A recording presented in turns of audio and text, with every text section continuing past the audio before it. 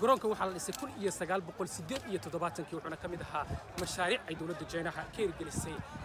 magaalada Muqdisho iyo gudaha Soomaaliya garoonkani waa garoon aad u weyn marka laga tago qaybta hadda aan joogno oo ah qaybtii kubadda cagta waxaa jira qaybo kale sidii qaybtii dabaasha qaybtii kubadda kolayga qaybtii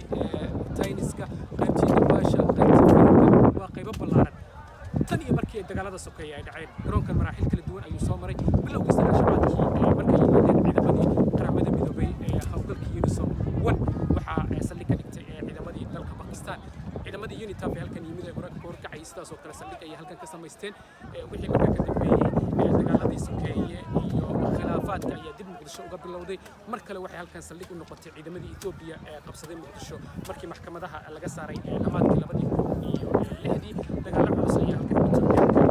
iyo kooxihii ka soo horjeeday ee halkan ku dhex maray waqtiga wixii ka dambeeyay markii ciidamadii Itoobiya halkan ay ka baxeen waxa la wareegay al-shabaab halkan waxay u ahayd xarun ay ku tababaraan dhaliintooda waliba gaar ahaan shiishka ayay ku bari jireen hadda aragto biilka qayb kamida waxa ku yaala rasaastoodii oo nool oo ay shiishka ku tababaran jireen al-shabaab markii Muqdisho laga saaray waxay halkan saldhig u noqotay ciidamada AMISOM gaar ahaan kuwa dalka Uganda 7 sano ee ugu dambeysay halkan ayay deganaayeen saaka ay qalabkoodii ugu dambeysay ka rarteen garoonka waxa ka muuqda burbur baaxad leh sida aad arki kartaan guud ahaan waxaad moodaa inuu u baahan yahay malaayiin dollar si garoonka dib loogu kiciyo dawladdu waxay ballan qaaday iyadoo kaashanaysa deeqbixiyayaasha iyo xiriirka Soomaaliyeed ee kubadda cagta in garoonkan dib loo dhisi doono isla markaana haybadiisa isboortinimo uu dib u soo ceshan doono إبراهيم محمد آدن BBC مقدشة استادية